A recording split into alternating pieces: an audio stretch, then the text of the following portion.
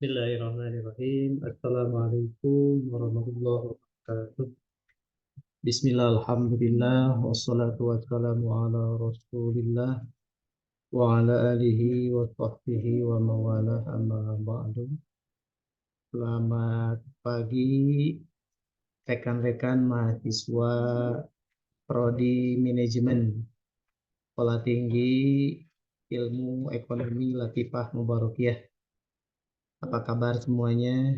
Hari ini kita sudah di tanggal ke-6 bulan Ramadan ya.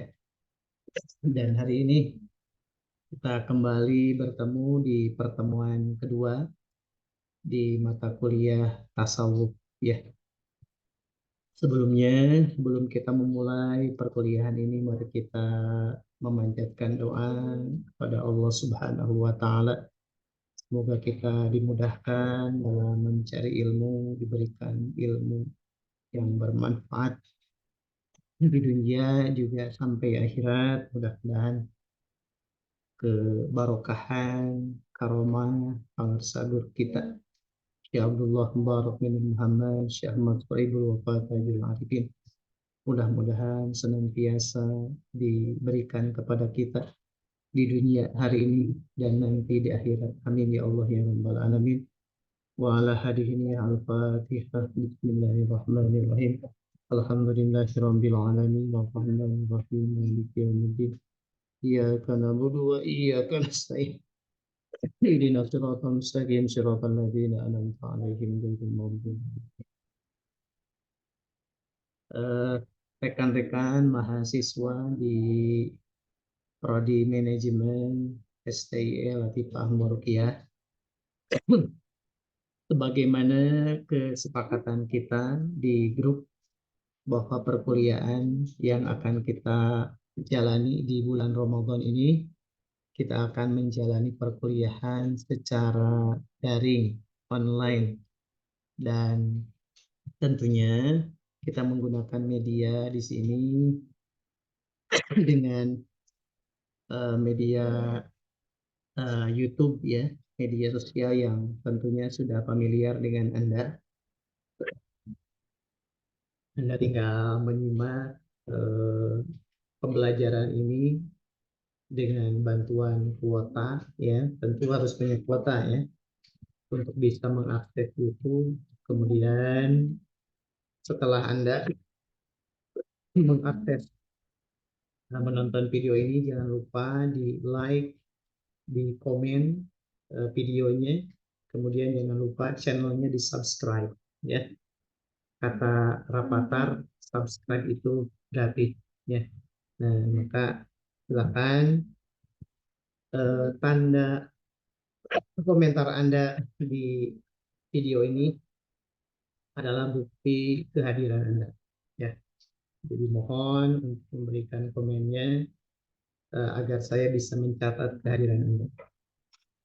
Oke teman-teman, pada pertemuan kali ini kita akan membahas salah satu topik di perkuliahan kita kali ini. Setelah kita membahas tentang dasar-dasar tasawuf ya dari Al-Quran dan hadis, nah kita akan sama-sama mendiskusikan tentang sejarah perkembangan tasawuf dari masa ke masa. Ya.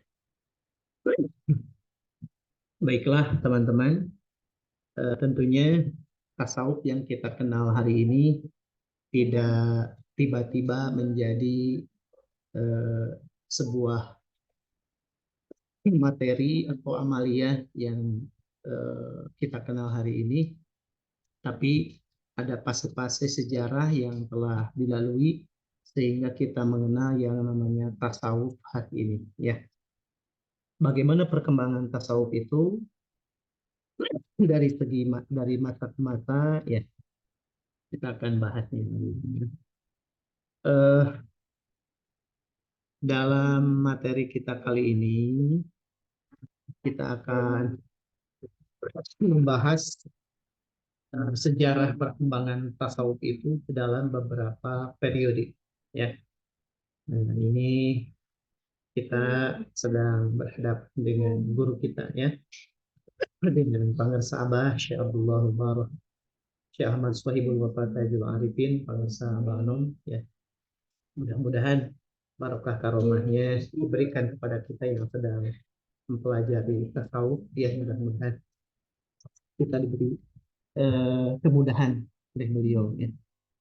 Nah, dalam mempelajari tasawuf ini, sejarah tasawuf, kita akan mempelajari pertama dari abad pertama dan kedua Hijriah ya.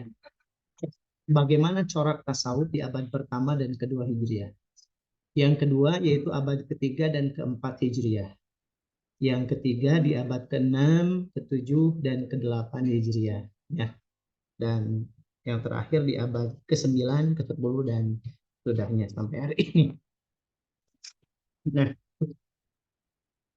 di perkembangan pertama tasawuf yaitu terjadi dari abad ke-1 dan abad kedua Hijriah ya. Tentu ada pertanyaan, kenapa di masa Rasul ini kita tidak ini ya, tidak membahasnya, karena di masa Rasul itu kita langsung kepada tokohnya langsung, yaitu baginda Rasulullah Shallallahu Alaihi Wasallam, gitu ya. Jadi kita tidak lagi mencari-cari tokoh figur pada masa Rasulullah, karena Rasulullah itu sendiri, gitu ya, adalah seorang sufinya, gitu ya. Nah, di perkembangan tasawuf selanjutnya, setelah Rasulullah wafat ya, nah, pada abad ke-1, abad kedua Hijriah, gitu ya. Nah, itu di masa sahabat pertama ada, kita mengenal yang namanya aliran Madinah. Itu tokoh-tokohnya itu Abu Bakar As-Siddiq, Umar bin Khattab, Utsman bin Affan, dan Ali bin Abi Thalib. Ini masa Khulafaur Rasyidin, gitu ya. Itu. Yang kedua itu adalah aliran Bashrah, gitu ya. Itu tokoh-tokohnya yaitu Hasan Al-Basri, Robi'ah Al-Adawiyah, gitu ya, Malik bin Dinar. Ini eh, abad eh, abad ke-1 melintas ke abad kedua, gitu ya. Ini kemudian ada aliran Kufah, yaitu Sufyan As-Sauri, Ar-Rabi bin Hatim, dan Sa'id bin Jubair, gitu ya. Dan juga pada abad ke-1 dan kedua Hijriah ini kita mengenal aliran keempat, yaitu aliran Mesir. Ya, yang tokoh-tokohnya adalah Salim bin Atar At-Tajibi, Al-Lais bin Sa'ad atau Imam Abu Lais kita kenal. Kemudian ada juga Abdullah bin Wahab. Oke. Bagaimana karakteristik tasawuf pada abad ke-1 dan abad kedua? Nah, ya. Nah, ini kalau kita lihat berdasarkan penelitian para ilmuwan, gitu ya, eh, di abad pertama dan abad kedua ini masih banyak dipengaruhi dengan hal-hal yang bersifat juhudiyah, gitu ya, yakni tentang paham, tentang ide, bagaimana seseorang menjauhi hal-hal yang bersifat duniawi, ya, demi meraih dan memelihara supaya dirinya terhindar dari azab neraka, gitu ya. Nah, jadi konsepnya itu bagaimana manusia itu terhindar daripada kubu dunia, gitu ya. Kalau istilah siapa tadi eh, Hasan Al Basri, gitu ya, ada yang disebut dengan kubu dunia, gitu ya. Nah, bagaimana ide ini mulai berkembang? Ya tentunya gitu ya, dari ajaran Al-Quran dan As-Sunnah ya, dan juga sebagai apa dampak atau pengaruh dari kondisi sosial politik yang berkembang dalam masyarakat Islam ketika itu ya, karena ya di sana pada abad kedua itu kan Khulafaur Rasyidin, kemudian berganti ke dinasti Muawiyah gitu ya, di mana eh, Islam setelah eh, mengalami ekspansi yang sangat luas, tentu memerlukan biaya yang sangat banyak gitu ya. Nah, diantaranya gitu ya, ada sebuah gerakan gitu ya yang hanya ingin beribadah saja kepada Allah gitu ya, dan menjauhi hal-hal yang bersifat duniawi gitu ya. Nah, karena banyak juga gitu ya corak keagamaan yang dipengaruhi oleh sosiopolitik gitu ya. Nah, misalkan di kita gitu ya, nanti setelah eh, Lebaran tiba, nah itu kita setelah Lebaran kita melaksanakan yang namanya halal bihalal. Nah, ini adalah sebuah corak keagamaan yang hanya dimiliki oleh orang Indonesia. Islam di Nusantara kita menyebutnya. Kenapa? Karena istilah halal bihalal itu tidak ditemukan dalam kamus bahasa Arab. Nah, hanya ada istilah di Indonesia, Islam Nusantara.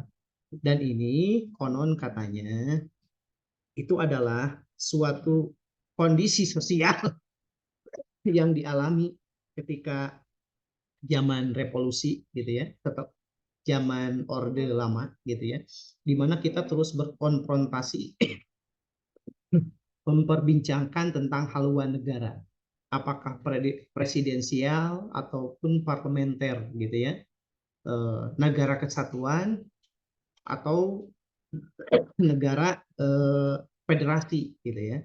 Nah, kita kan banyak pergantian kabinet, pergantian pemerintah di rentang waktu eh, 50 sampai dengan 60-an gitu ya. Maka atas usul gitu ya, salah satu tokoh Islam pada saat itu mengusulkan adanya halal bihalal supaya tokoh-tokoh politik bisa saling berangkulan, mengeratkan tangan, berjabat tangan, tidak gontok-gontokan, tidak konfrontasi, gitu ya. Nah, ini corak keagamaan yang sampai saat ini terus berlanjut, gitu ya, dari keadaan sosiopolitik pada zaman itu, gitu ya. Nah, kemudian karakteristik tasawuf pada abad ke-1 dan kedua itu coraknya praktis, gitu ya. Hanya mengamalkan saja, tidak ada unsur-unsur filosofis, yang penting mengamalkan Al-Quran dan Sunnah gitu ya. Dan dilihat dari motivasinya itu adalah ada rasa takut, gitu ya. Itu dikenal dengan yang namanya Hasan Al-Basri gitu ya. Nanti kalau Anda ada waktu silahkan baca karya-karya Hasan Al-Basri. Dikenal dengan adanya sifat roja dan khauf gitu ya. Khauf itu rasa takut kepada Allah gitu ya. Nah, jadi segala rupa melaksanakan ibadah, melaksanakan ketaatan dalam pandangan Hasan Al-Basri karena bentuk ketakutan kita kepada nerakanya Allah. Bentuk ketakutan kita kepada amarahnya Allah. Kalau kita tidak sholat, kalau kita tidak puasa, takut nanti Allah mengazab kita. Nah, itu corak-corak tasawuf pada abad pertama. Baru ketika abad kedua muncul, nah, ada seorang tokoh sufi yang sangat terkenal yang bernama Robi'ah Al-Adawiyah. Nah, baru di sini ada pergeseran. Hasan Al-Basri mengajarkan roja dan khauf, sementara Robi'ah Al-Adawiyah memunculkan mahabbah, cinta. Gitu. Ya, yang mana menurut Robiah Al-Adawiyah, kalau kita baca bait-bait puisinya, aku beribadah itu bukan karena takut kepadamu, tapi aku beribadah kepadamu karena aku cinta kepadamu. Nah, maka inilah gitu ya. Kalau ada yang mengatakan makom mahabbah, makom cinta ini gitu ya, adalah makom dalam tasawuf yang sangat tinggi gitu ya. Di mana dalam cinta itu tidak memandang lagi syarat dan prasyarat gitu ya. Tidak memandang lagi yang namanya hasil gitu ya. Yang namanya cinta itu love is blind ya. Cinta itu terkadang buta gitu ya. Kalau sudah cinta gitu ya, misalkan warna kulitnya agak kehitaman atau putih atau apa gitu ya. Kalau sudah cinta tidak akan tidak akan mempengaruhi rasa kita gitu ya. Kalau istilah Sunda gitu ya, pai patok pun terasa coklat katanya kalau sudah cinta gitu ya. Nah, gitu. Jadi ini adalah makom yang sangat tinggi, di mana kita beribadah tidak memandang lagi ingin surga, ingin neraka, gitu ya. Tidak memandang lagi siapa-siapa. Dan tujuan dari cinta itu adalah ridho daripada yang dicintai. Ridho mahbub, gitu ya. Ridho yang kita cintai, gitu. Nah, ini adalah puncak daripada tasawuf menurut para ahli, gitu ya. Dan Robiah Al-Adawiyah ini eh, ajarannya berkembang sampai saat ini, gitu ya. Bahkan dalam hadarat kita, ilahi anta maksudi warido kamatlubi atini mahabbataka wa ma'rifataka. Jadi kalau ibadah sudah dengan cinta gitu ya, kita tidak akan mencari alasan lagi gitu. Kalau mencari-cari alasan berarti cinta kita masih kurang gitu ya. Nah, oke. Lanjut ke perkembangan tasawuf pada abad ketiga dan keempat. Oke. Berarti kita sudah melampaui fase pertama ya. Pada fase kedua di abad ketiga dan keempat Hijriah ini, maka eh, ada peralihan yang konkret gitu ya terhadap ajaran tasawuf. Dengan apa? Di abad ketiga dan keempat ini mulai muncul yang namanya sebutan sufi gitu ya. Nah, sufi. Sufi itu adalah orang yang mengamalkan tasawuf gitu ya. Nah, itu. Nah, kemudian mulai mengenal juga mengenai apa moral, jiwa, ruh, akhlak, tingkah laku, makom gitu ya. Nanti kita belajar makom-makom dalam tasawuf ya. Ada hal, ahwal, marifat, juga metode-metodenya ya. Seperti tauhid, fana, hulul juga mulai dikenal. Itu pada abad ketiga dan keempat Hijriah ya. Nah, dan pada kurun abad ketiga dan keempat ini aliran sufi mulai terbagi dua. Ya, pertama ada tasawuf sunni. Nah, gitu ya. Tasawuf sunni itu tasawuf yang selalu merujuk pada Al-Quran dan As-Sunnah, gitu ya. Nah, kita juga kan dalam ajaran Thariqah Qadiriyah Naqsabandiyah pasti merujuk pada Al-Quran, merujuk pada As-Sunnah, gitu ya.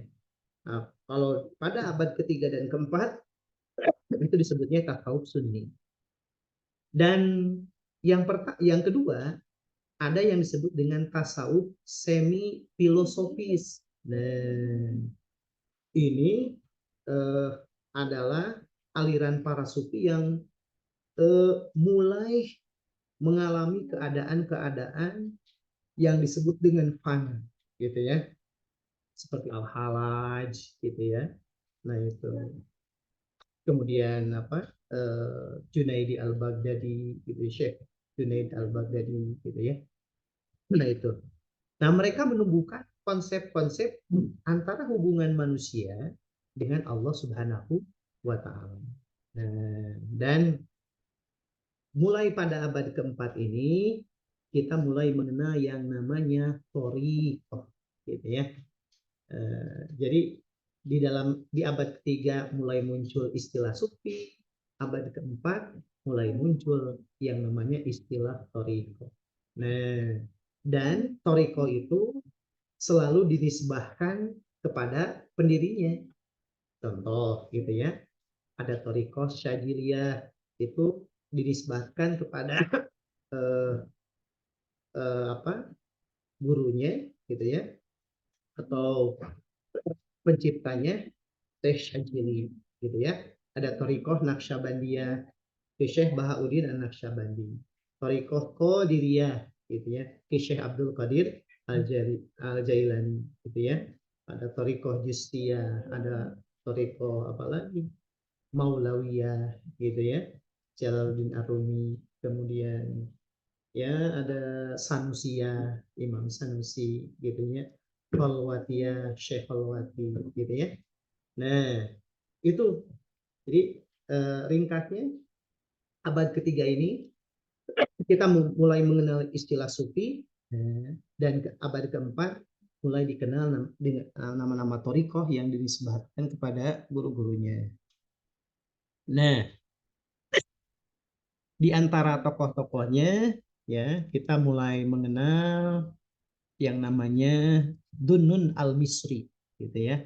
Nah, kemudian ada Abu Yazid al-Bustami gitu ya. Zunaidi al-Baghdadi dengan ittihadnya gitu ya.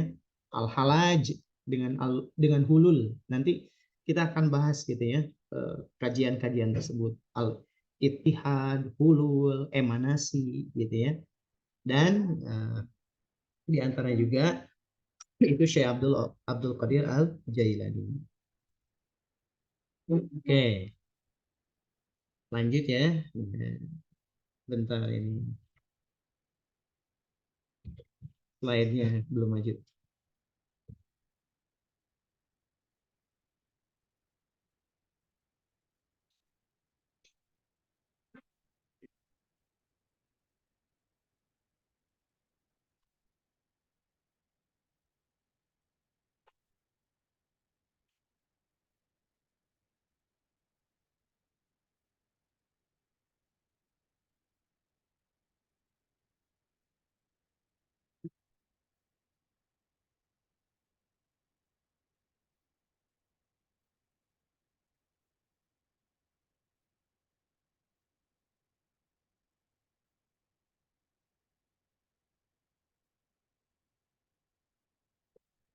Selanjutnya, kita masuk ke fase ketiga, ya, perkembangan tasawuf pada abad kelima. Nah, pada abad kelima ini, ya, kelima Hijriah, aliran tasawuf terus berkembang, gitu ya. Di antara tokoh-tokohnya kita mengenal yang namanya Al-Qushairi, ya. Nanti Anda kalau main-main ke perpustakaan, silakan ada buku dan sudah terjemah, gitu ya. Itu kitabnya Risalah Al-Qucairiyah. Silakan dibaca, gitu ya. Jadi abad kelima ini tasawuf sebagai apa namanya jawaban, gitu ya. Bagaimana tasawuf ini apakah berkembang berdasarkan Quran dan Sunnah? Nah ini eh, di apa diaktualisasikan, gitunya.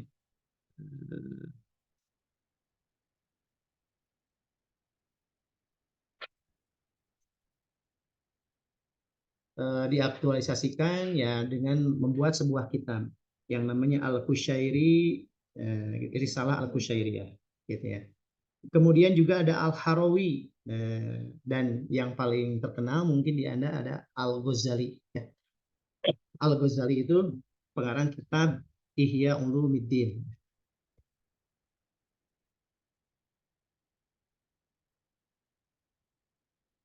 Selanjutnya, nah ini maaf ini agak telat ya.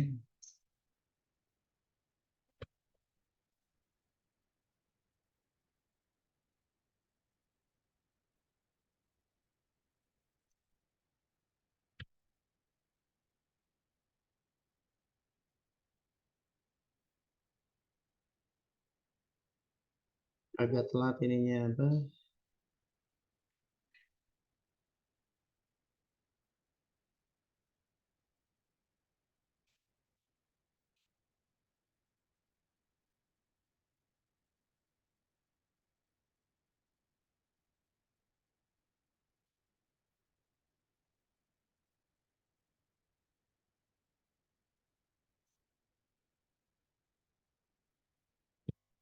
Nah, selanjutnya teman-teman, ini